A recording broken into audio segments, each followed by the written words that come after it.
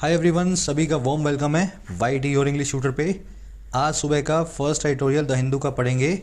Strategy to save इसका title है। ये आर्टिकल लिखा हुआ है सुसाइड रेट्स पे जो बढ़ती जा रही है इंडिया में, और इसके लिए सरकार क्या कदम उठाने वाली है इस चीज़ को आपको बताएगा।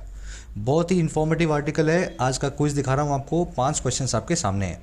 आर्टिकल को मन से पढ़ो और सिर्फ ट्रांसलेट नहीं करना है, साथ साथ में ग्रामर वोकैबुलरी जो आपको मैं सिखाऊंगा उसको भी दिमाग में बिठाना है और कॉम्प्रीहेंशन के क्वेश्चंस भी सॉल्व करने हैं। सारे क्विज का सॉल्यूशंस क्लास के लास्ट में आपको करवाता हूँ। कोशिश करना 5 में से 5 आपको मार्क्स मिले। आइए क्लास को शुरू करते हैं।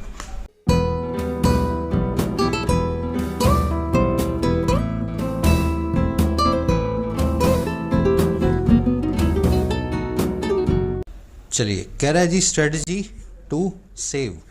देखिए, सेव का मतलब होता है किसी को बचाना और स्ट्रेटजी का मतलब होता है रणनीति या प्लान। कह रहे जी कुछ प्लान बनाया जा रहा है, कुछ स्ट्रेटजी बनाई जा रही है कि लोगों को बचाया जा सके, सुसाइड करने वाले लोगों को रोका जा सके। समझ में आ गया? चलिए अब डिटेल में देखते हैं टाइटल पैराग्राफ से क्या कहना चाह रहा है। कह रहे जी the national suicide prevention strategy must cascade down to every district. कह रहे एक स्ट्रेटजी बनाई है सरकार ने जिसका नाम है the national suicide prevention strategy. सरकारी स्ट्रेटजी है तो आगे द लगा हुआ है। एन का, नेशनल का एन बड़ा है, सुसाइड का एस बड़ा है, पी बड़ा है, यहाँ भी एस बड़ा है, तो प्रॉपर नाउन है। कह रहे जी जो स्ट्रेटजी बनाई गई है सरकारी स्ट्रेटजी, इसको कैस्केड डाउन करना ही चाहिए हर डिस्ट्रिक्ट तक, हर जिले तक। अब ये कैस्केड डाउन टू क्या होता है, इस फ्रेज को अच्छे से समझो। देखिए, कैस्केड का मतलब होता है झरना, और झरना कैसे आता है ऊपर से नीचे। झरना जो होता है ना, वाटरफॉल, उसका काम होता है वाटर को ऊपर से नीचे लाना, इसीलिए उसको वाटरफॉल बोलते हैं। वाटर उसमें फॉल करता है। अब अगर झरने की तरह पानी ऊपर से नीचे गिरेगा, अपर लेवल से लोअर लेवल की तरफ, वैसे कोई और भी चीज़ अपर से लोअर लेवल की तरफ आए तो उसको बोलते हैं कैस्केड डाउन करना। आई बात समझ में? तो स्ट्रेटजी तो नेशनल है, बनाई जाएगी पूरे देश के लिए, लेकिन ये अपर लेवल से लोअर लेवल तक आती जाएगी। इस स्ट्रेटजी के छोटे छोटे पार्ट्स होंगे जो डिस्ट्रिक्ट्स में भी आपको मिलेंगे। इसी को बोलेंगे कैस्केड डाउन टू करना। झरने की तरह कोई चीज़ जैसे कैस्केड की तरह ऊपर से नीचे आती है, वैसे ही ये स्ट्रेटजी भी हायर से लोअर लेवल तक हर लेवल को कवर करेगी। चलो, अब इसको झरने से कनेक्ट करके रखोगे कैस्केड को वाटरफॉल से, तो ये आपके दिमाग में बैठ जाएगा। Cascade is nothing but a waterfall, यानी कि झरना। चलिए अब आगे बढ़ते हैं। ये झरना वरना जो देख रहे हो, सारे आर्टिकल की वोकैब आपको एक साथ दिखा देते हैं ताकि आप इसको स्मूथली पढ़ सकें। उसी के साथ में जिन प्यारे प्यारे स्टूडेंट्स ने ऐप को डाउनलोड नहीं किया है, वाईटी ऐप को डाउनलोड करो। आपकी अपनी ऐप है। फर्स्ट कमेंट में इसका लिंक रखा है इसी वीडियो के नीचे। ऐप पे आपको मिलेंगे courses for writing SSC and banking. Writing course में डिस्क्रिप्टिव लिखना सीखते हो, यूपीएससी या किसी भी एग्जाम के लिए ऐसे summary report precis. Almost 60 to 80 hours का कोर्स है। अच्छे ढंग से करोगे तो इंडिपेंडेंटली राइट करना सीख जाओगे इन इंग्लिश। ये कोड लग रहा है, इसको लगा करके आप फ़ायदा ले सकते हैं आज मिडनाइट तक 475 में। अभी इसका प्राइस बढ़ने वाले हैं नेक्स्ट मंथ से, उससे पहले फ़ायदा ज़रूर से लें। बैंकिंग कोर्स के अंदर आपको पूरा बैंकिंग का सिलेबस, क्लरिकल और पीओ, प्रीलिम्स और मेंस का प्लेंटी ऑफ प्रैक्टिस सेशंस के साथ में कवर करवाया जाता है। तो सही अप्रोच देख करके कैसे मार्क्स को बूस्ट करना है, ये बैंकिंग कोर्स में सीख सकते हैं। इसी तरीके से एसएससी के कोर्स में एसएससी के सभी एग्जाम्स का प्रीलिम्स और मेंस आपको तैयार करवाया जाता है। एक एक वैरायटी के क्वेश्चन को डिटेल्ड अप्रोच के साथ में करना सिखाया जाता है। कोर्सेज से रिलेटेड कोई भी क्वेरी हो, ये टीम का नंबर है, आप इस पर व्हाट्सअप करके टीम से बात कर सकते हैं। ऐप का लिंक इसी वीडियो के फर्स्ट कमेंट में रखा हुआ है। ये अपनी वोकैब शीट है। आज शुरू करेंगे इनकम्बेंट से। इनकम्बेंट वर्ड बहुत बार कर चुके हो आप। 2 मीनिंग रखता है। पहला तो इनकम्बेंट का मतलब होता है वो आदमी जो सत्ता में काबिज हो, और दूसरा इनकम्बेंट का मतलब होता है आपकी नेसेसरी ड्यूटी, ऐसा फ़र्ज जो आपको निभाना ही निभाना है। अगर इनकम्बेंट के बाद में ऑन लग जाए तो मतलब आपकी ड्यूटी की बात हो रही है, और वैसे इनकम्बेंट एडजेक्टिव बन के आ जाए सीधे सीधे किसी नाउन के साथ में, तो समझ लो किसी सत्ता में बैठे आदमी की बात हो रही है। जैसे the incumbent CM had to resign, कुर्सी पे बैठे सीएम को रिज़ाइन करना पड़ा। आई बात समझ में? Incumbent CM. और वैसे ही इट इज़ इनकम्बेंट ऑन या upon the judiciary to deliver justice to the innocents. ये इनकम्बेंट ऑन है, ये एक फ़र्ज है, ड्यूटी है हमारी न्यायपालिका की, जुडिशरी की, कि वो जस्टिस दे, न्याय दे सभी बेगुनाहों को, इनोसेंट्स को। तो इस तरीके से इनकम्बेंट के साथ में ऑन प्लस में अपॉन देखो तो नेसेसरी ड्यूटी की बात करता है। आज ये सेकेंड वाला मीनिंग आर्टिकल में आएगा। अगला वर्ड है एम्बिट। एम्बिट का मतलब है दायरा, डोमेन और स्कोप भी बोल सकते हो इसको। Law making powers on police and agriculture fall under the ambit of states of India. कानून बनाने की ताकतें पुलिस पे और कृषि पे ये एम्बिट में, दायरे में आती हैं भारत के राज्यों के। अब एम्बिट को रेल्म, रेमिट, स्फीयर, जुरिस्डिक्शन भी बोलते हैं, दायरे को। आज रेल्म नाम का सिनोनिम इसका आर्टिकल में देखेंगे। अगला वर्ड है स्टिग्मा। स्टिग्मा का मतलब होता है एक शर्मनाक चीज़ जो आपके कंट्रोल से बाहर थी लेकिन आपके साथ हुई और फिर भी आपको उसकी शर्म आ रही है। जैसे किसी के साथ रेप होना, तो रेप से जुड़ी हुई स्टिग्मा भी होती है। औरतों को लगता है कि हमारी कुछ कमी थी जिस वजह से ये काम हमारे साथ हुआ, समाज को भी लगता है ना, तो ये स्टिग्मा होती है। जैसे किसी आदमी को सुसाइडल थॉट्स आती हैं तो वो किसी को बता नहीं रहा, इस मारे की शर्म के कि सबको पता लग जाएगा, तो ये आपके बस से बाहर है लेकिन ये आपको इस पर फिर भी एम्बेरसमेंट हो रही है, तो ये आपकी स्टिग्मा है। आगे बात समझ में, एक धब्बे को बोलते हैं स्टिग्मा जो आपने लगाए नहीं है खुद पे, आपके सर्कमस्टेंसेस की वजह से आपके ऊपर लगा है। Asian female population is still fighting the stigma around girls pursuing higher education and running businesses. Asian female population जो है आज भी इस स्टिग्मा को फाइट कर रही है, जो है लड़कियों का हायर एजुकेशन को लेना और बड़े बड़े बिजनेसेस को रन करना, है ना। तो कुछ परिवारों में शर्मनाक समझा जाता है कि हमारी लड़की तो कॉलेज भी जाती है, हमारी लड़की काम भी करती है, तो ये बिना बात की शर्म जो है इससे आज भी एशियन फीमेल फाइट कर रही हैं। चलो आ जाओ नेक्स्ट वर्ड पे, इनॉर्मस। इनॉर्मस का मतलब होता है जी बहुत बड़ा हो, जो लार्ज हो क्वांटिटी, वॉल्यूम में, मात्रा में या साइज में। कल ये वर्ड आया था, आज इसका एक सिनोनिम आ गया गार्गेंचुअन, है ना। तो कभी कोलोसल देखोगे, कभी ट्रेमेंडस देखोगे, कभी इनॉर्मस देखोगे, तो आज आपने ये वाला सिनोनिम देखा। Doctors demanded an enormous sum of money for the operation. Doctors ने एक बहुत ही बड़ा सम मांग लिया, पैसा मांग लिया ऑपरेशन के लिए। फिर एक वर्ड है इम्पेंडिंग। इम्पेंडिंग का मतलब है जो अप्रोच कर रहा हो, जो नियर और सर्टेन हो, ऐसी चीज़ जो आपको पता है सर पे मंडरा रही है और आज नहीं तो कल होने वाली है। इम्पेंडिंग को नेगेटिव चीज़ों के लिए लिखा जाता है, पॉजिटिव चीज़ों के लिए नहीं। जैसे the leaders of the two countries held parley to avert an impending war. दोनों कंट्रीज के लीडर्स ने पार्लेज को हेल्ड किया। पार्ले मतलब बातचीत, निगोशिएशन, हेल्ड करना मतलब ऑर्गेनाइज करना। तो दोनों देशों के राजनेताओं ने बातचीत को जो है ऑर्गेनाइज किया ताकि अवॉइड किया जा सके, बचा जा सके, अवॉइड किया जा सके एक ऐसी जंग को जो इम्पेंडिंग है, जो अप्रोच कर रही थी, जो नियर और सर्टेन थी। तो ये वर्ड आर्टिकल में देखेंगे। इसका एक एडवांस सिनोनिम है in the offing. In the offing, impending, imminent, in the offing. चलिए अगला वर्ड है मैरिटल। थोड़ा ध्यान से देखना है इस वर्ड को।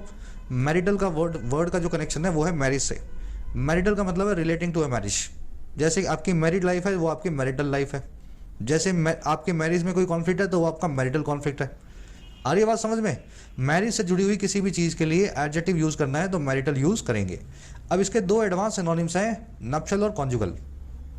नप्शल एंड कॉन्जुगल, है ना, तो ये दोनों ध्यान रखना। The girl refuse to return to her marital home after the incident. लड़की ने मना कर दिया वापस जाने को अपने मैरिटल होम में। मैरिटल होम कौन सा हुआ, जहां वो शादी करके गई थी, उसके इन लॉज। तो अपने इन लॉज के घर जाने से मना कर दिया इंसिडेंट के बाद। इसको नप्शल होम या कॉन्जुगल होम भी बोल सकते थे, मैरिटल होम को। चलिए लास्ट वर्ड है एच। एच का मतलब है गोदना या तराशना। गोदना या तराशना, जो मूर्तिकार करता है ना, पत्थर को गोद के तराश के उसमें से मूर्ति बनाता है, उसी को बोलते हैं एच करना। 9/11 will remain carved out on the collective conscious of the Americans. 9/11 जो है वो बना रहेगा, गुदा हुआ, कार्व्ड आउट हुआ, एच्ड हुआ, और किस पे, कुल मिलाकर के जो कॉन्शियस है, जो अंतरात्मा है अमेरिकन्स की। तो अमेरिकन जो है हमेशा 9/11 को याद रखेंगे। उनके मन पे, उनके चेतन पे ये कार्व आउट हो चुका है, तराशा या खोदा जा चुका है। समझ में आ गया। गोदना खोदना, समझ, खोदना अलग चीज़ है, गोदना अलग चीज़ है। तो ये खुरपी वुरपी लेकर के जो अपने मूर्तिकार करता है ना, जो उसको बोलते हैं कार्व आउट करना, एच करना। तो आज इसका सिनोनिम आप देखेंगे एच को ही आर्टिकल में देखेंगे इस वर्ड को। चलिए 5 वर्ड्स हैं, डिटेल में हो गए हैं, 5 नहीं इनफैक्ट 7 वर्ड्स हैं, 7 वर्ड्स हैं ना। आज अब आर्टिकल पे एक समरी आपको देते हैं। समरी ये है कि आपने सुना होगा जापान और साउथ कोरिया, ये दो बहुत ही वैसे तो एडवांस कंट्रीज़ हैं, डेवलप्ड कंट्रीज़ हैं। इनकी जीडीपी भी बहुत अच्छी है, पर कैपिटा इनकम भी बहुत अच्छी है, धनवान देश हैं। लेकिन इनमें एक बड़ी समस्या है सुसाइड की, जापान में खास करके, और साउथ कोरिया में भी। जापान में सुसाइड की समस्या है उनके समाज की वजह से, कुछ समाज में गलत चीज़ें चलती हैं। साउथ कोरिया में सुसाइड की वजह है वहाँ का वर्क कल्चर। लोगों को इतना काम करवाया जाता है कि लोग थक हार के सुसाइड कर लेते हैं। अब कुछ ऐसा ही जो है ना अनडेवलप्ड कंट्रीज़ में या डेवलपिंग कंट्रीज़ में देखा जा रहा है, लाइक इंडिया। चाइना में ये प्रॉब्लम बहुत ज़्यादा है, इंडिया में भी अब देखी जा रही है। हमारे देश में भी कई फैक्टर्स हैं जिसकी वजह से सुसाइड रेट पिछले कई सालों से बढ़ रही है। अब इसी को ध्यान में रखते हुए सरकार ने एक नई स्कीम निकाली है, नेशनल सुसाइड प्रिवेंशन स्ट्रेटजी, जिसमें कई कदम उठाए जाएंगे ओवरऑल कंट्री में सुसाइड को रोकने के लिए, खासकर यूथ में, यंगस्टर्स में। अब इस आर्टिकल में वो सारे कदम आपको बताए गए हैं। साथ ही इसमें एक हिदायत दी गई है सरकार को कि इस स्ट्रैटेजी को सिर्फ नाम देकर के मत रख देना कि नेशनल स्ट्रैटेजी है, हर डिस्ट्रिक्ट तक ये स्ट्रैटेजी आनी चाहिए, हर घर तक जब भी हेल्पलाइन की जरूरत हो सुसाइड हेल्पलाइन जो है पहुंचे। बस आज इसकी यही समरी है। एडवाइजिंग टोन में एडवाइस कर रहा है सुसाइड इस स्ट्रैटेजी को कैसे काम करना चाहिए और वेलकम भी कर रहा है वेलकमिंग टोन में। It is a good move on the part of the government. शुरू करें आर्टिकल को। जो प्यारे प्यारे स्टूडेंट्स अभी भी चैनल पे नए हैं और वो ये सोच रहे हैं कि सर हमें बेसिक से पढ़ना है लेकिन चीज़ समझ में नहीं आता जो सब आप कुछ पढ़ाते हो, और जो बीच में ग्रामर करवाते हो वो तो हमने कभी पढ़ी भी नहीं है, तो इसका एक सिंपल सा इलाज है, बेसिक से पहले आप अपनी पढ़ाई को शुरू करो। ये आर्टिकल पढ़ना बहुत ज़रूरी है लेकिन पहले आपका बेसिक्स भी क्लियर होना ज़रूरी है। अब कैसे होगा बेसिक्स? आपको जाना है चैनल के होम पेज पे, ऊपर ही आपको प्लेलिस्ट मिलेगी complete English grammar for all competitive exams. ठीक है, इसको खोलो, होम पेज पे रखिए, सबके लिए फ्री ऑफ कॉस्ट है। सारे बेसिक्स इसमें आपके बिल्ड होंगे, noun pronoun adjective gerund participle हर चीज़ को डिटेल में लॉजिक के साथ बताया गया है। जब ये पूरा हो जाए 10-12 दिनों में, उसके बाद में आओ और आर्टिकल्स पढ़ो, हर चीज़ आपको समझ में आएगी। शुरू करें। कह रहे जी the best first step towards addressing a malaise is to recognise that it exist. कह रहे जी सबसे अच्छा पहला कदम, द बेस्ट फर्स्ट स्टेप, और किसकी तरफ? एड्रेस करने की तरफ, सोल्यूशन लाने की तरफ। और किसका? एक मैलेज का, एक बीमारी का। कह रहा वो स्टेप होता है इज कि आप रिकॉग्नाइज करें, आप पहचाने कि ये बीमारी एग्जिस्ट करती है, इट एग्जिस्ट। आई बात समझ में? बीमारी का इलाज तभी होगा जब सबसे पहले आप डिटर्मिन करोगे कि कोई बीमारी, कोई डिसीज आपकी बॉडी को हुई है। सबसे पहला कदम यही है। स्टेप की वर्ब है इज, मैलेज का मतलब है डिसीज, एलिमेंट, बीमारी। ये फिजिकल भी हो सकती है या साइकोलॉजिकल भी हो सकती है ना। इट की वर्ब है एग्जिस्ट। अच्छा हुआ क्या फिर? कह रहा जी हुआ ये, हमारी जो the ministry of health and family welfare की recently published national suicide prevention strategy है। कह रहा ये स्ट्रेटजी फिट्स राइट देयर, ये स्ट्रेटजी बिल्कुल यहीं पे फिट होती है, पहले कदम की तरह। तो मिनिस्ट्री ने रिसेंट में पब्लिश किया है इस स्ट्रेटजी को, और इस स्ट्रेटजी जो है सबसे पहला बेस्ट कदम है सुसाइड्स को रोकने का। अब देखो ये मिनिस्ट्री रिसेंटली पब्लिश्ड, ये तो एडजेक्टिव है, मिनिस्ट्री के द्वारा हाल ही में पब्लिश की गई ये वाली स्ट्रेटजी, तो नाउन तो है ये वाली स्ट्रेटजी, जो सब्जेक्ट बनेगा ये पूरा है पजेसिव, ये भी है एडजेक्टिव पास्ट पार्टिसिपल, रिसेंटली यहाँ पे एडवर्ब का काम कर रहा है, ये सारा काम रिसेंटली हुआ है। ठीक है ना। तो जो लोग बेसिक्स कर रहे हैं वो चीज़ें सब समझते होंगे, कहाँ पार्टिसिपल, कहाँ पे एडजेक्टिव, कहाँ पे एडवर्ब लगानी है। और आगे बढ़ो। आगे कह रहा है जी it has been a long time coming but the strategy finally in the public realm calls attention to the massive burden of suicides in the country। कह रहा ये जो स्ट्रेटजी है ना ये अचानक नहीं बनी है रातों रात। इट हैज़ बीन, ये रही है एक लॉन्ग टाइम से कमिंग, एक लंबे वक्त से आती हुई। लॉन्ग टाइम कमिंग का मतलब है लंबे वक्त से अप्रोच कर रही थी, ये बनती जा रही थी, देख रहे थे हम इसको। कह रहे लेकिन जो ये स्ट्रेटजी है ना फाइनली जो पब्लिक रैम में आई है, फाइनली जो लोगों के सामने, लोगों के दायरे में, डोमेन में रखी गई है, इंटरनेट पे अवेलेबल है। कह रहा है ये स्ट्रेटजी कॉल अटेंशन टू करती है, ध्यान खींचती है। और किस चीज़ की तरफ ध्यान खींचती है, अटेंशन खींचती है? बहुत ही बड़ी इस बर्डन की तरफ जो है सुसाइड्स की हमारे देश में, इन द कंट्री। इतनी बात समझ में आ गई? लंबे वक्त से बन रही थी और फाइनली जब सबके सामने आई है तो सुसाइड की बर्डन की तरफ पूरे देश में जो है सबका कॉल अटेंशन टू करती है। अच्छा और क्या करती है इसके साथ साथ? कह रहा है जी इसी के साथ साथ and initiate steps to achieve a reduction in suicide mortality by 10% by 2030। और साथ ही साथ ये इनिशिएट करती है, शुरू करती है ऐसे स्टेप्स को, ऐसे कदमों को जो है पाने के, अचीव करने के एक कमी को, रिडक्शन को, सुसाइड से होने वाली मोर्टेलिटी में, सुसाइड से होने वाली मौतों में 10% से 10% से 2030 तक।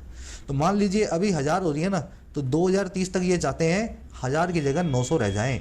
ऐसे स्टेप्स इस स्ट्रेटजी में लगेंगे कि 10% मोर्टेलिटी तो सुसाइड से कम होगी ही होगी। सेंटेंस 100% क्लियर हो गया होगा मेरे ख्याल से। इट की वर्ब है has been, present perfect tense लगा हुआ है, हैज़ प्लस में वर्ब की थर्ड फॉर्म। स्ट्रेटजी की वर्ब है कॉल्स, और स्ट्रेटजी की दूसरी वर्ब क्या है? इनिशिएट्स। पहली वर्ब है कॉल्स, दूसरी है इनिशिएट्स। सिंगुलर स्ट्रेटजी है इसलिए कॉल्स, इसलिए एस भी लगा हुआ है इनिशिएट्स के पीछे।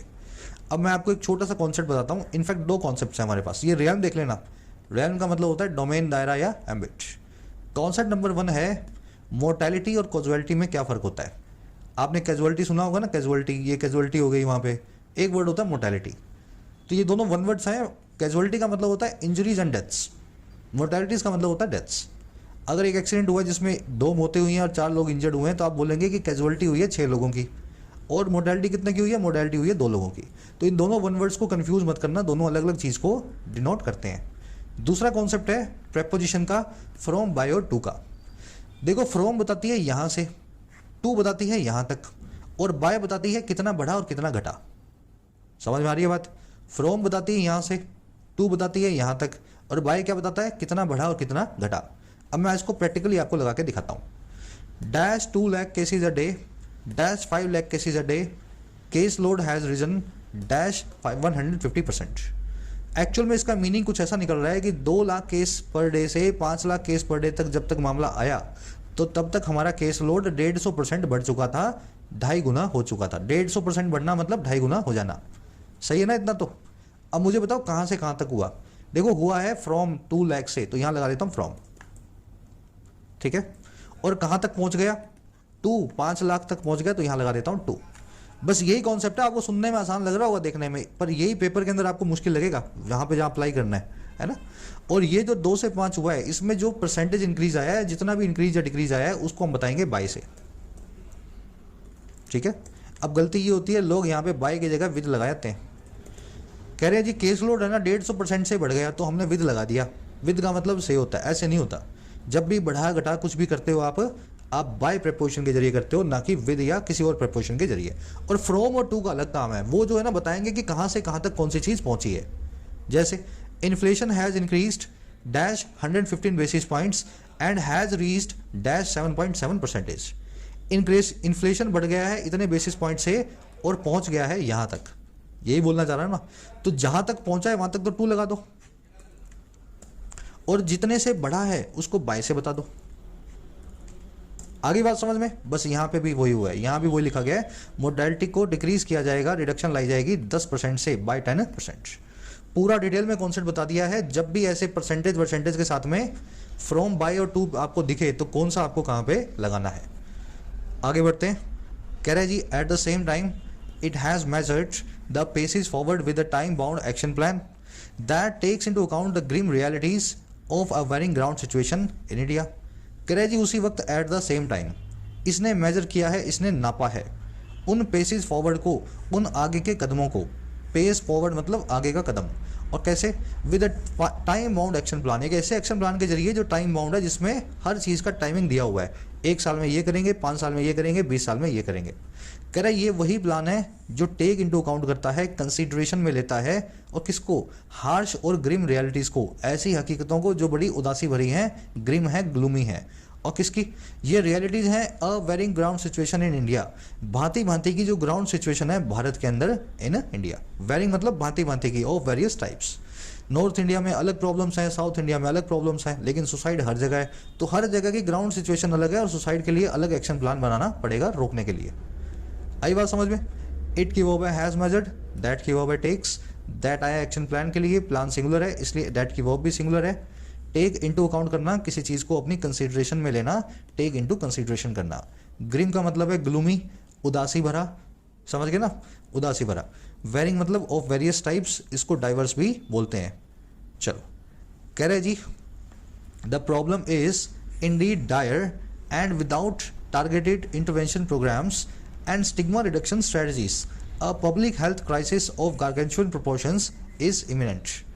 कह रहे जी ये जो समस्या है सुसाइड की, ये इंडीड वास्तव में डायर है, बहुत ही कठिन है। डायर का मतलब होता है बहुत ही अर्जेंसी वाली चीज़, जिसके अंदर आपको एक्शन लेना ही पड़े, है ना, जिससे बाहर निकलने के लिए आपको जद्दोजहद करनी ही पड़े। तो सिचुएशन जो बड़ी डायर है, बड़ी ख़राब है। और कह रहा है अगर बिना टारगेटेड इंटरवेंशन प्रोग्राम्स की बात करें, ऐसे इंटरवेंशन के प्रोग्राम, सरकारी प्रोग्राम जो टारगेट करते हो सुसाइड को रोकने में, कह रहा है इनके बिना, है ना, और एक स्टिग्मा जो बनी हुई है जो रिडक्शन स्ट्रेटजीज से जुड़ी हुई है ना, एंड स्टिग्मा रिडक्शन स्ट्रेटजीज, कह रहा है अगर ये दोनों ना हो तो होगा क्या। कह रहा है कि एक पब्लिक हेल्थ क्राइसिस जो है, और बहुत ही बड़े प्रोपोर्शन का, मैसिव या ट्रिमेंडस आकार का, प्रोपोर्शन का, वो इमिनेंट है, वो सर पे मंडरा रहा है, अप्रोचिंग है। अरे बात समझ में? पब्लिक हेल्थ क्राइसिस क्या होता है, लोगों की जान जा रही है, हेल्थ का क्राइसिस आ गया है। जैसे कोरोना एक हेल्थ क्राइसिस था, वैसे ही सुसाइड भी एक हेल्थ क्राइसिस हो गया है बहुत बड़ा। अगर अभी नहीं हुआ तो आज से 10 साल बाद आप देखेंगे इज इमिनेंट। चलो अब सेंटेंस की स्ट्रक्चर देखो। प्रॉब्लम की वर्ब है इज, क्राइसिस की वर्ब है इज, इमिनेंट का मतलब है अप्रोचिंग, नियर एंड सर्टेन, गार्गेंचुअल मतलब बहुत बड़ा, स्टिग्मा आप जानते ही हैं, सिंबल ऑफ डिस्ग्रेस, धब्बा, जो आपने कुछ किया नहीं लेकिन फिर भी आपको शर्म आ रही है, वो आपकी स्टिग्मा है ना, स्टिग्मा। चलो सिंपल सेंटेंसेज है, मेरे ख्याल से बार बार रिपीट की जरूरत नहीं है।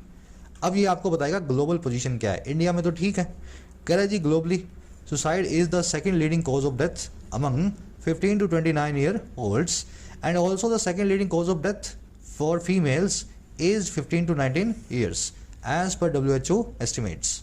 अगर ग्लोबली बात करें तो सुसाइड जो है दूसरा सबसे बड़ा कारण है डेथ का 15 से 29 ईयर के बच्चों की, और दूसरा यही सेकंड लीडिंग कॉज भी है डेथ का फीमेल्स का, जो है 15 से 19 साल की WHO के एस्टिमेट से। तो सुसाइड जो है ना 15 से 29-30 की एज तक सबसे बड़ा कॉज होती है डेथ का। कहने का मतलब ये सबसे बड़े कॉजेज में से एक सबसे बड़ा कॉज है, और फीमेल्स में तो काफ़ी ज़्यादा हो रही है, आप देख भी पा रहे हो 15 to 19 की एज में। चलिए सुसाइड की वजह है इस। अब ये तो थी ग्लोबल पोजीशन, ध्यान देना ये इंडिया की पोजीशन नहीं है, ये पूरी दुनिया की एवरेज है। अब इंडिया की एवरेज आपको बताएगा। कह रहा है in India more than 1 lakh lives are lost every year to suicide. कह रहे भारत में 1 लाख से ज़्यादा जिंदगियां हर साल खोई जाती हैं एवरी ईयर सुसाइड के सामने टू सुसाइड। तो लाख से ज़्यादा लोग जो है सुसाइड करते हैं, कहने का मतलब ये।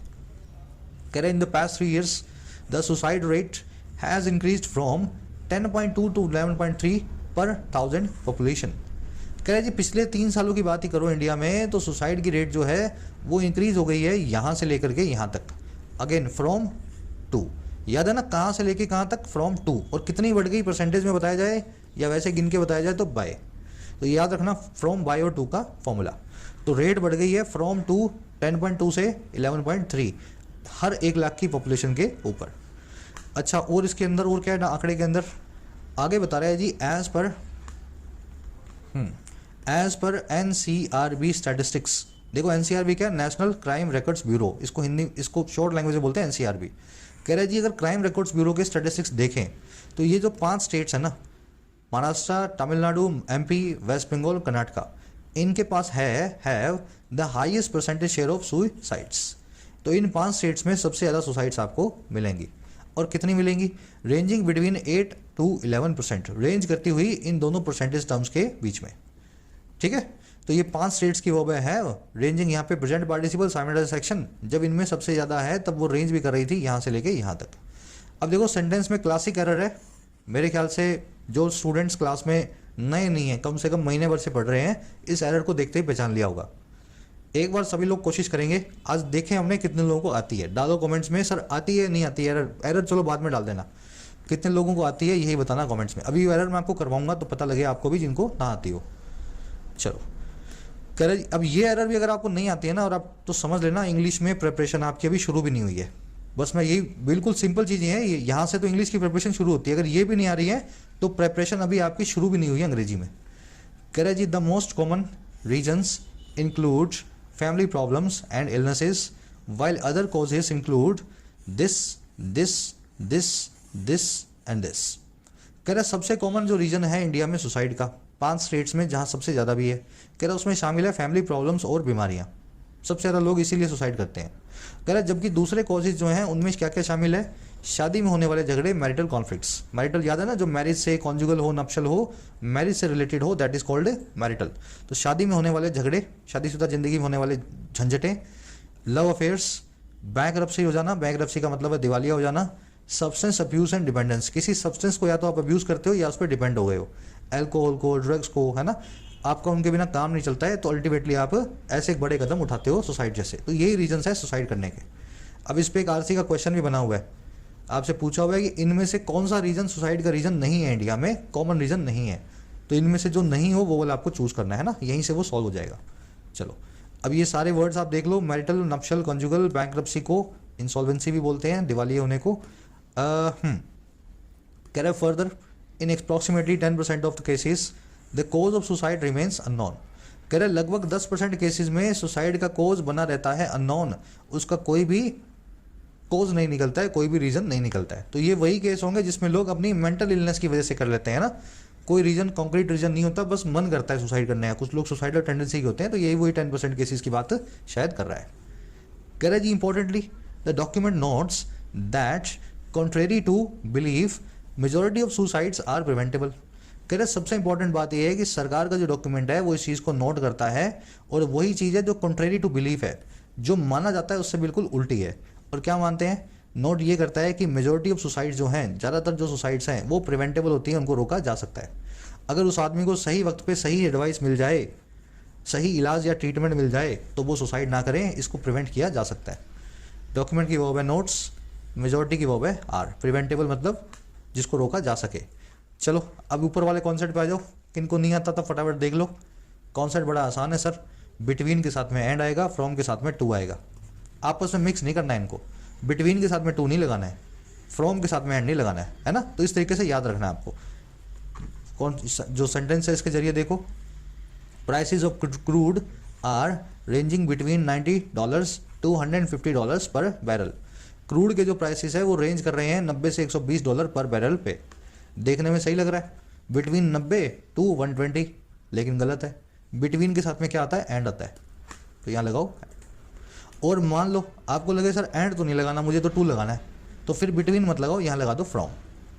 रेंज बताने के लिए ही इन दोनों फ्रेजेस का यूज़ होता है। रेंज है ना, यहाँ से लेके यहाँ तक, दिल्ली से लेकर के मुंबई तक, रेंज बताने के लिए जब इन फ्रेजेस का यूज़ हो तो जिस पोजीशन में और जिस स्ट्रक्चर में ये यूज़ होते हैं वैसे यूज़ होंगे। फ्रॉम के साथ में टू, बिटवीन के साथ में एंड। तो ये रेंज आपने बता दी फ्रॉम 90 to 120। अगला देखो, we didn't find a single highway motel from Ahmedabad to and Udaipur. हमने एक सिंगल हाईवे मोटेल नहीं पाया, एक भी होटल हमें नहीं मिला जहाँ पे हम खाना खा सकें, हाईवे पे आराम कर सकें। और कहाँ से कहाँ तक, अहमदाबाद और उदयपुर के बीच में। देखो फ्रॉम के साथ में एंड नहीं आएगा, या तो टू लगा दो, और अगर एंड लगाना है तो फ्रॉम मत लगाओ, फिर लगा दो बिटवीन। आ गई बात समझ में। तो ये स्ट्रक्चर्स को याद रखना। अब यहाँ पे वही हुआ है, जोश जोश में इसने क्या कर दिया, रीडर ने रेंजिंग बिटवीन 8% to 11% लिखाया। यहाँ पे क्या लिखना था इसको, बिटवीन 8 and 10%, या फिर रेंजिंग फ्रॉम 8% to 10%। यहाँ पे फ्रॉम कर देता, फिर टू यहाँ पे सही होता। चलो बढ़े आगे, क्लास में रेगुलर रहो। एक एक कॉन्सेप्ट 50-50 बार रिवाइज हो जाएगा। पेपर में देखते ही आपके, मतलब जब इतनी बार रिवीजन हो जाता है किसी चीज़ का, फिर गलती का कोई गुंजाइश ही नहीं होता उसमें, है ना। आगे क्या कह रहा है जी, the strategy is etched with evidence based practices to reduce the number of suicides inspired by WHO's strategy for the South East Asian region. कह रहे जो स्ट्रेटजी है ना, ये एच्ड विद है। अब एच्ड विद का मतलब होता है गुदी हुई है, ये तराशी गई है। और किसके द्वारा तराशी गई है भाई, तराशी गई है एविडेंस बेस्ड प्रैक्टिसेस के द्वारा। ऐसी प्रैक्टिसेस जिनकी एविडेंस हमें साफ साफ मिलती है, जिनका पूरा हमने रिसर्च करके एक्सपेरिमेंट करके एविडेंस को कलेक्ट किया है। और ये क्यों है एविडेंस प्रैक्टिसेस, काई के लिए हैं, रिड्यूस करने के लिए हैं सुसाइड्स के आंकड़े को। और ये किसके द्वारा इंस्पायर्ड है, कह रहे जी इंस्पायर्ड है, मोटिवेटेड है WHO की स्ट्रेटजी के द्वारा, जो है साउथ ईस्ट एशियन रीजन के लिए। कह रहे इस प्रकार की ये स्ट्रेटजी बनी हुई है, हमारी भारत की स्ट्रेटजी।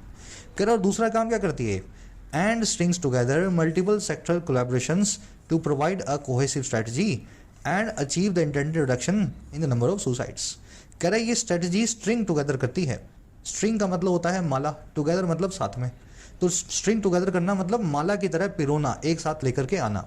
तो यही स्ट्रेटजी माला की तरह पिरोती है अलग अलग सेक्टर्स के कोलैबोरेशंस को, कोऑपरेशन को, अलग अलग सेक्टर्स के, ताकि दिया जा सके एक कोहेसिव स्ट्रेटजी को, एक ऐसी रणनीति को जो मिली जुली हो, यूनाइटेड हो, और जो अचीव किया जा सके इंटेंडेड रिडक्शन को, ऐसी रिडक्शन को जिसका हम इंटेंशन कर रहे हैं, जो हम चाहते हैं कम करना, नंबर ऑफ सुसाइड्स में, नंबर ऑफ आत्महत्याओं में। आ रही बात समझ में। सेंटेंस बड़ा आसान है। स्ट्रेटजी की दो वर्ब्स हैं। पहली वर्ब है is etched with, passive voice में, ये ऐसे तराशी गई है WHO के द्वारा। और दूसरा ये ऐसे पिरोती है, स्ट्रिंग टुगेदर करती है अलग अलग डिपार्टमेंट्स को, health department, psychological department, police, हर डिपार्टमेंट को एक साथ लेकर के स्ट्रेटजी में इंक्लूड करके एक कोहेसिव सी स्ट्रेटजी को बनाया गया है। चलिए, एच करना, कार्व आउट करना, इनग्रेव करना, है ना, इसके सिनोनिम्स हैं। कोहेसिव मतलब यूनाइटेड, इंटीग्रेटेड, जो सबको साथ में लेकर के चले। इंटेंडेड मतलब जो आपकी इंटेंशन में था, जो आप चाहते थे, वो इंटेंडेड कहलाएगा।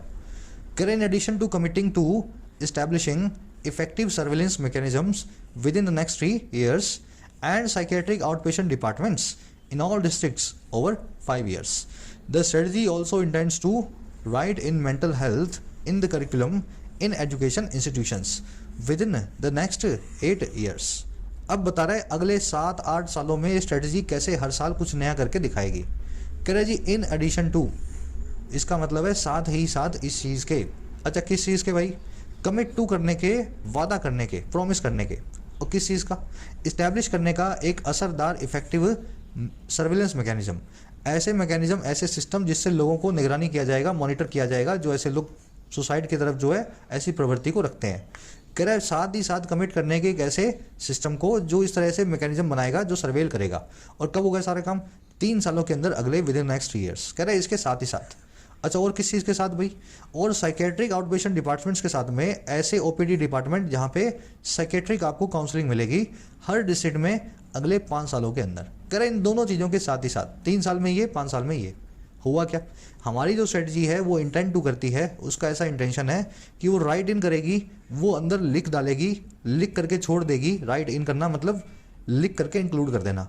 और किसको, मेंटल हेल्थ को करिकुलम के अंदर, हमारे सिलेबस के अंदर, एजुकेशन इंस्टीट्यूट्स में अगले 5 नेक्स्ट ईयर्स के, अगले नेक्स्ट 8 ईयर्स के अंदर। तो 3 काम करेगी ये। पहले 3 सालों में सिस्टम बनाएगी ताकि लोगों पर निगरानी रखी जा सके। फिर उसके अगले 2 सालों में, मतलब टोटल 5 हो जाएंगे, हर शहर में आपको काउंसलिंग मिलेगी, साइकेट्रिक काउंसलिंग आपके डिस्ट्रिक्ट में फ्री ऑफ कॉस्ट। और फिर उसके अगले 3 सालों में, यानी कि 8 साल जब हो जाएंगे, तब तक हर एजुकेशन इंस्टीट्यूट के करिकुलम में, सिलेबस में सुसाइड के लिए या मेंटल हेल्थ के लिए अलग से एक चैप्टर भी आपको मिलेगा। चलो, स्ट्रेटजी की वो है इंटेंस, सर्विलेंस मतलब मॉनिटरिंग। कमिटिंग के बाद में 2 आया, कमिटिंग 2 के बाद में आया है एस्टैब्लिशिंग।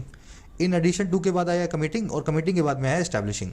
तो ये 2 के बाद में वर्ब की आईएनजी फॉर्म क्यों आती है, कल ही आपको करवाया था या नहीं, एक बार खोल के बता देता हूँ मैं आपको फटाफट से। कॉन्सेप्ट वाला स्लाइड जो है, देखो ये सारे वो फ्रेजेज हैं जिनमें 2 के बाद में आती है वर्ब की आईएनजी फॉर्म।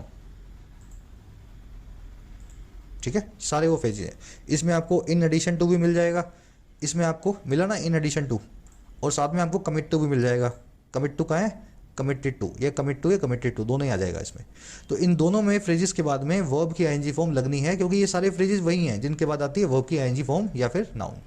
इसीलिए यहाँ पे इन एडिशन 2 के बाद में लिखा है कमिटिंग, और कमिटिंग 2 के बाद में लिखा है एस्टैब्लिशिंग।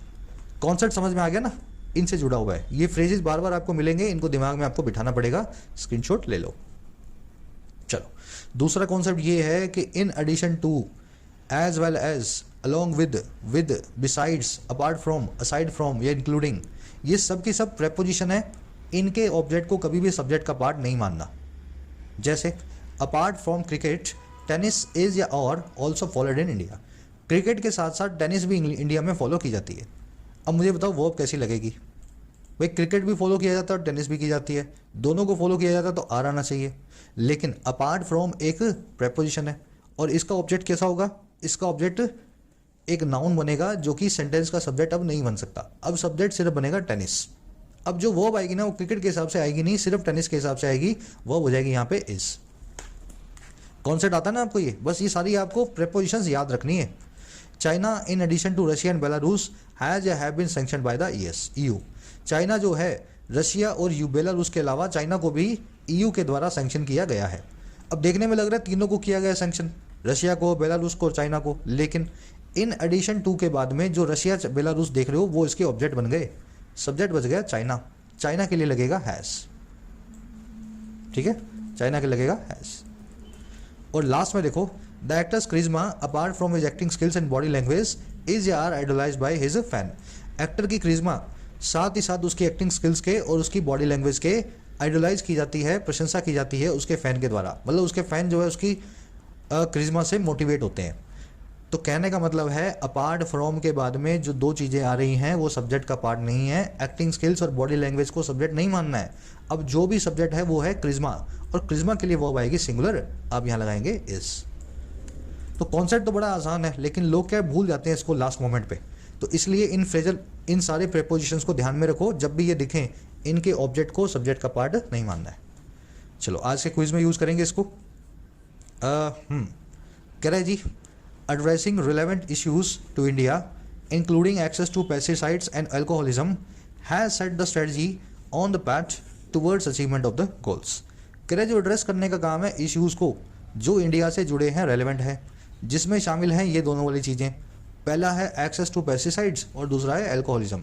इंडिया में सबसे ज़्यादा प्रॉब्लम यही है, लोग सुसाइड करने के लिए पेस्टिसाइड्स बड़े इजीली ले आते हैं। मौत हो जाती है इसको खा करके, है ना, और ईजिली मिलता भी है ये। और एल्कोहलिज्म की वजह से सुसाइड्स भी बहुत होती हैं। तो कह रहा है एड्रेस करना ऐसे इश्यूज़ को, इंडिया स्पेसिफिक इश्यूज़ को, कह रहा है इस काम ने सेट कर दिया है स्ट्रेटजी को सही रास्ते पे, पाथ पे, जो है achievement towards of the goals का, है ना। तो ये काम करके हमने सही रास्ता पकड़ लिया है इस स्ट्रेटजी के जरिए। एड्रेसिंग की वर्ब है हैज़ सेट। चलिए set set set V1 V2 V3, has plus में V3 लगी हुई है यहाँ।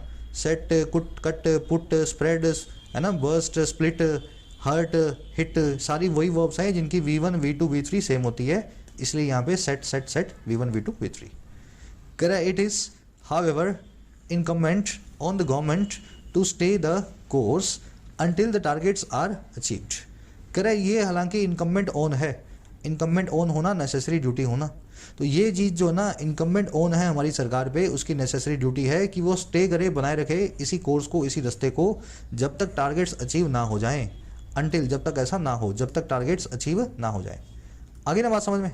इट की वर्ब है इज, टारगेट्स की वर्ब है आर अचीव्ड, अनटिल, अनलेस और लेस्ट। अनटिल, अनलेस और लेस्ट तीनों के साथ में नॉट कभी भी नहीं आता। याद है ना concept. Targets are not achieved अगर ऐसा लिखा होता तो ये सेंटेंस गलत हो जाता, क्योंकि इसमें नॉट ऑलरेडी पड़ गया है। तो जब तक टारगेट्स अचीव ना हो जाएं, अनटिल टारगेट्स आर अचीव्ड। चलो, कह रहा है of course in a federal country any success is possible only if states are enthusiastic participants in the roll out. कह रहा है ये बात भी ऑफ कोर्स है ही। एक फेडरल कंट्री में, एक संघीय व्यवस्था में, जहाँ पे सेंटर और स्टेट्स दोनों काम करते हैं, फेडरल कंट्री में कोई भी सक्सेस होती है वो पॉसिबल तभी होती है जब स्टेट जो होते हैं, राज्य जो होते हैं, एंथुजियास्टिक पार्टिसिपेंट होते हैं, जो गर्मजोशी से भागीदार होते हैं। और किस में? रोल आउट में, उस स्कीम के लॉन्च में, उस स्कीम के इंट्रोडक्शन में। आगे बात समझ में। सक्सेस की वर्ब है इज, स्टेट्स की वर्ब है आर। रोल आउट करना, किसी चीज़ को लॉन्च करना, किसी चीज़ को लॉन्च करना। जैसे सरकार ने कोई स्कीम लॉन्च कर दी, कोई नया प्रोग्राम लॉन्च कर दिया, तो रोल आउट किया। अब देखो रोल आउट आपको आता है, रोल बैक और रोल ओवर भी मैं आपको बार बार करवाता हूँ।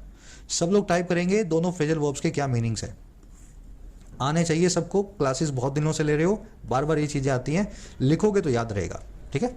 रोल आउट मतलब लॉन्च करना, रोल बैक और रोल ओवर का मीनिंग आपको बताना है। जिनको ना आता हो कमेंट्स में पढ़ लेना। चलिए, बहुत इंटरेस्टिंग आर्टिकल था आज का, इंफॉर्मेटिव था। आ जाओ अपने क्विज पे, जल्दी से सभी क्वेश्चंस को देखेंगे। सबसे पहले पूछा है कि इनमें से कौन सा रीजन नहीं है सुसाइड्स का इंडिया में।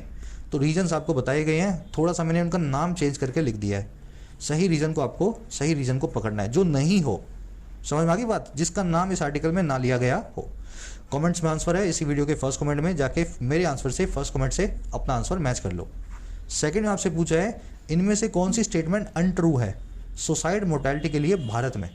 तो याद रखना, ग्लोबल कोई आंकड़े की बात नहीं हो रही है, इसमें भारत की बात हो रही है।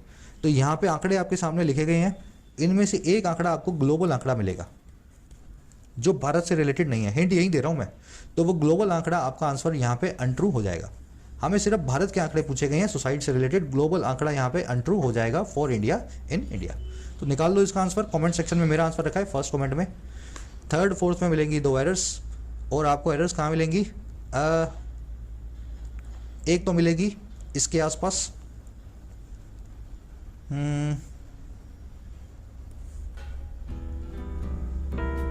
यार एक्चुअल में थर्ड ही है, इसमें एक एरर है। The rate of divorce in relation rate, एक एरर है इसमें, ठीक है। दूसरी डालनी थी, शायद डालनी भूल गया मैं, कोई बात नहीं, चलो होगी तो मैं डाल दूंगा कमेंट सेक्शन में। इसमें एक एरर मुझे अभी दिख रही है, दूसरी एरर मैं शायद डालनी भूल गया, तो एक तो ढूंढ लो, बाकी दूसरी होगी तो कमेंट में डाल दूंगा। लास्ट में आपसे पूछा है नप्शल का सिनोनिम क्या होता है, कॉन्जुगल, मैलेज, कार्व आउट या स्टिग्मा। तो सही वर्ड को पकड़ो और कमेंट्स में टाइप कर दो ABCD, कौन सा आपका आंसर बनेगा। सबके आंसर डाल रहा हूँ कमेंट्स में। आउट ऑफ 4 कितने मार्क्स मिले जरूर से बताना। इस पूरे मामले पे आपकी क्या राय है, 3 सेंटेंसेस के अंदर लिख करके बताओ। इंडिया में सुसाइड की प्रॉब्लम्स क्यों बढ़ रही है, कैसे इसको टैकल किया जा सकता है। लिखने से राइटिंग आपकी अच्छी बनेगी। मुलाकात होगी कल। कोर्सेज अवेलेबल है ऐप पे, कमेंट सेक्शन में जाओ, फर्स्ट कमेंट में ऐप का लिंक है, जाके आप फायदा ले सकते हो कोर्सेज का।